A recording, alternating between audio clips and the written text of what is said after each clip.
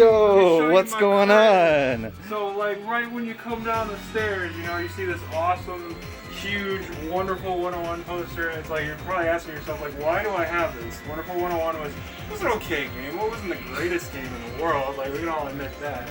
But, like, the biggest reason I display it is because I'm pretty proud of it.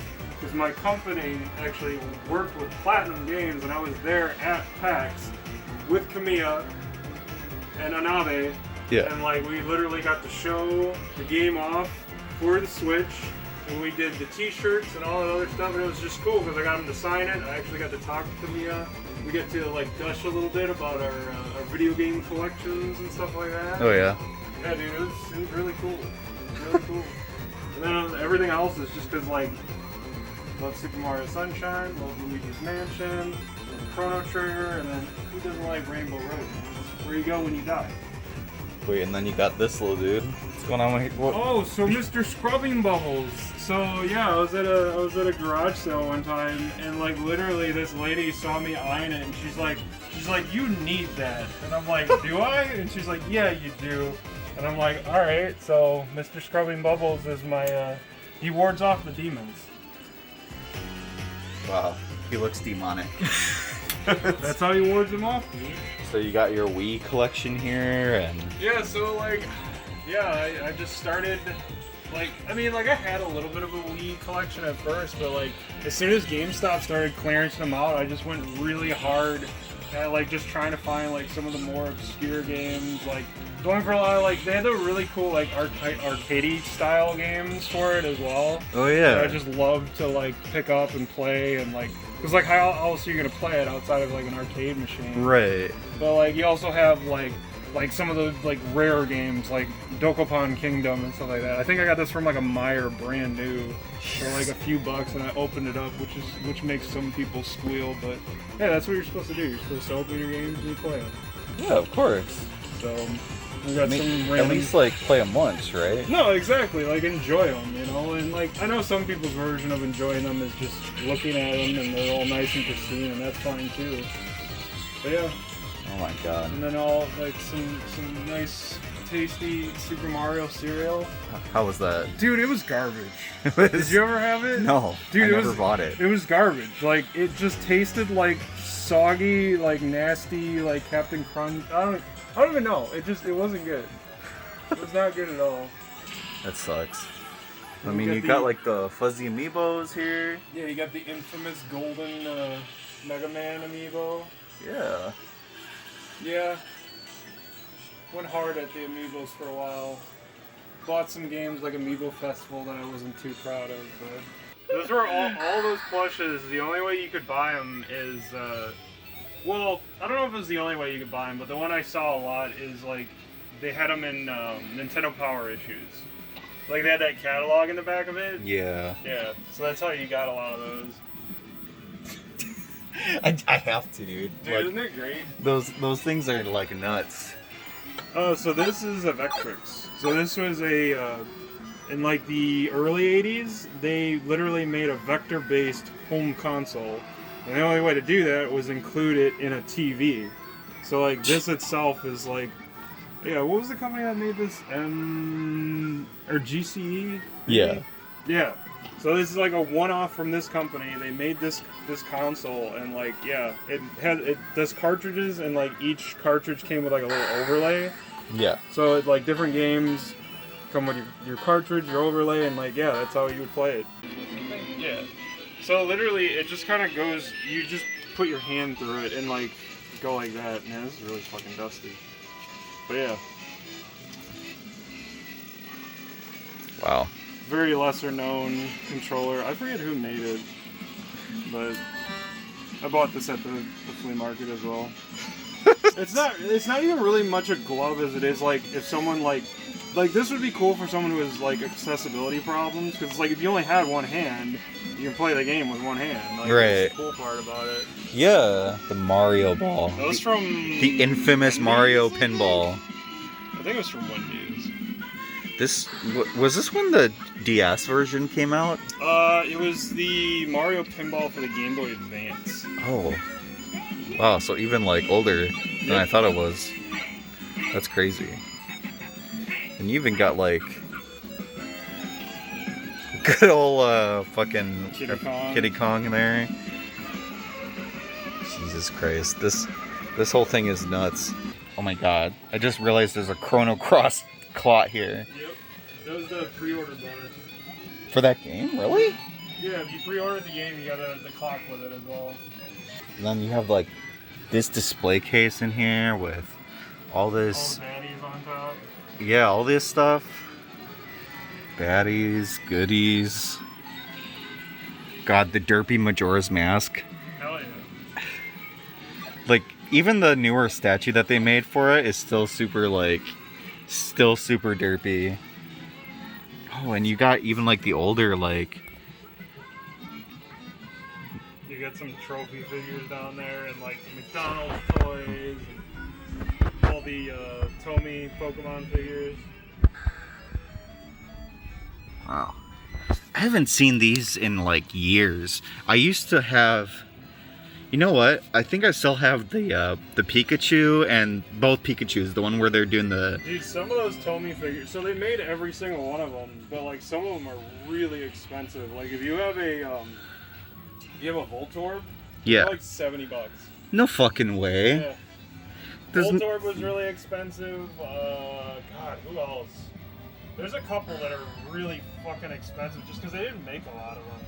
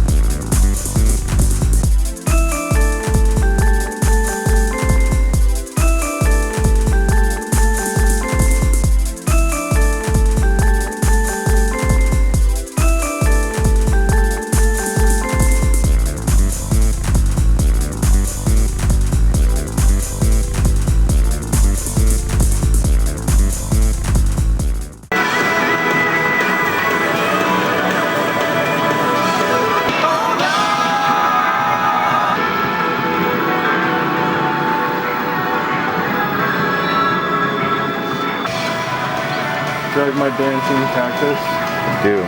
I want to see it in action. I think, are there batteries in here? Oh wait, I gotta go get that. Come on. Yeah, he's doing something.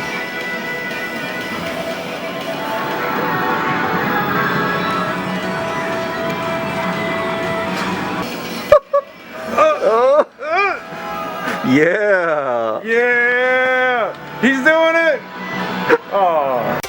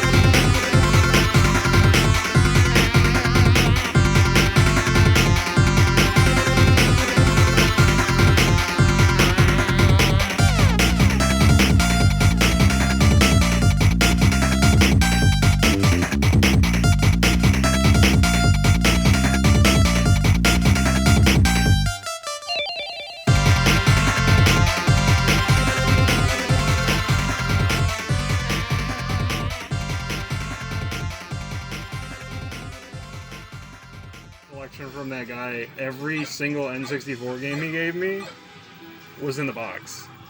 So, like, granted, there was some that I had before, but, like, I got probably, like, close to 30 or 40 boxes from him. Wow. So, I mean, like, again, there were some games, like, I owned Hey You Pikachu before, I owned, like, Mega Man. I mean, there were some definitely cool ones, but he gave me the rarest N64 game, so...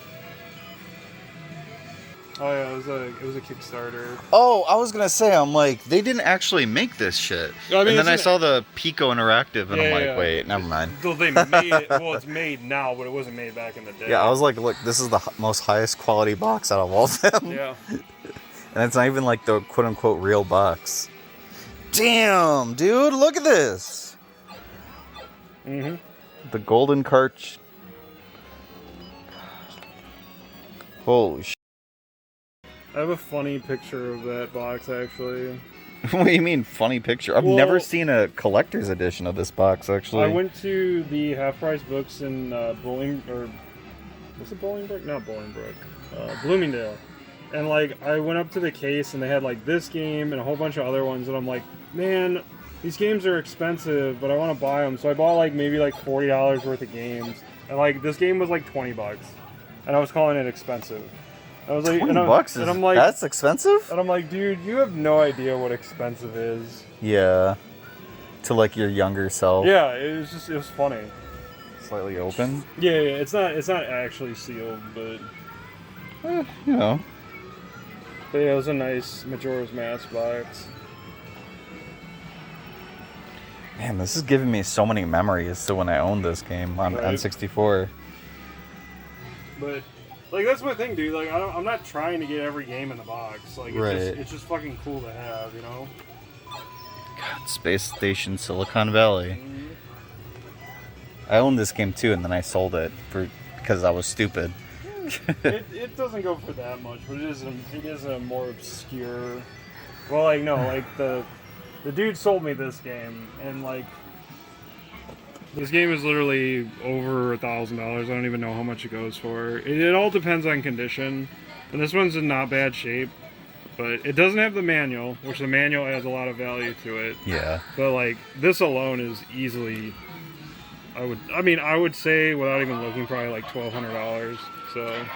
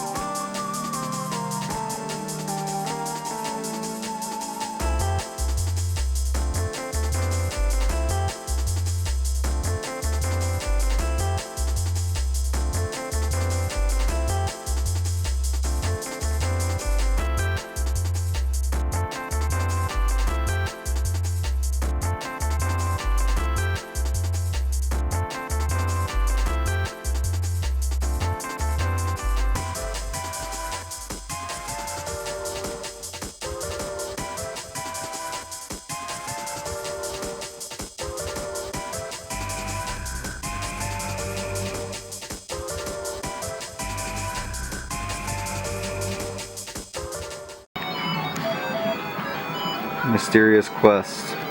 Mysterious times. Konami. Tell me a little bit about like how you got like these things. Like, yeah, your amiibos, your fucking Pepsi Blue, your Pepsi Blue, I found this container at a Savers in Schaumburg, and I was just there randomly, and I literally walked up to it, and I just stopped in my tracks because I'm like, dude, fucking Pepsi Blue. The Amiibo Kiosk So I had a buddy named Tiernan, and he worked at the GameStop that was in Aurora, the one right by the Walmart. Yeah. I think they're not there anymore, right? I think No. that one shut down. But anyways, he's just like, he knew how much I liked like the kiosks and stuff like that. So I would tell him, dude, if you ever throw the shit away, let me know. And so it was like sitting in the back for months, and I showed up, and he's like, dude, I got something for you, but you have to like not show that you're taking it from the store, like. So hide behind all the shelving when you walk out the door. So I was like this, walking up the store, like, see you later, man. Like, adios. So he gave me that, and like, yeah, I just mounted it.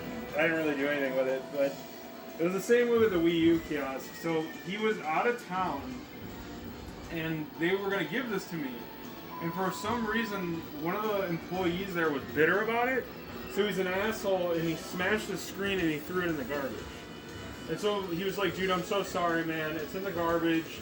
You can take it, but the asshole fucking broke the screen. He wasn't even supposed to do that, but he's a fucking asshole. And I'm like, it's fine, dude. I'll take it. So I brought it home, and I was talking to this other dude at the time, and this other dude managed to get like 3 of them. And he's like, dude, I will sell you one of these for $100 so you can get a screen in yours and all that other stuff. I'm like, really? He's like, yeah, dude, just come to my house, pick it up. It's yours. Wow. So I bought the one for $100. And I turned around and I sold the one that had a broken screen in it for like $150. That's crazy. So it's like I was trying to theme it for like all like the real obscure sort of like, you know, all the Japanese stuff and the Nintendo Slugger Mate. What? Yeah. Oh shit. Yeah, you can't. It's very subtle, but Nintendo. Wait, where does it say Nintendo on it? Right there. No fucking kidding. That Wow. one right there. Wow. Yep, this was one of their very early toys that they sold there. I actually bought that from a lady in Aurora. Show me one of these laser discs that you like. Oh man, dude. Let's see.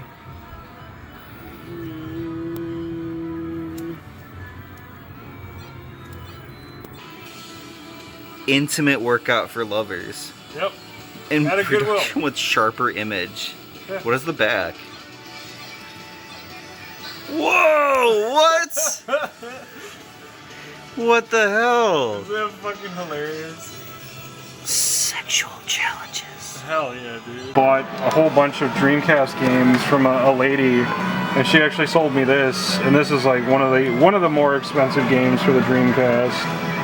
And like honestly, the first system I got into that I like didn't really know much about, because a friend at school was, you gotta try Dreamcast. Dreamcast is so great. Real early on, like 2008, I bought one off of Amazon, like before Amazon was like Amazon. Right. And I got it for like $20, and the dude shipped it to my house in a GameStop box with one piece of bubble wrap in it. And so it bounced the entire way to my house, but I bought it, but it worked. Right. And so I just burned games and played them like that for a while, and then I just like sooner or later was like, I want the actual games, you know?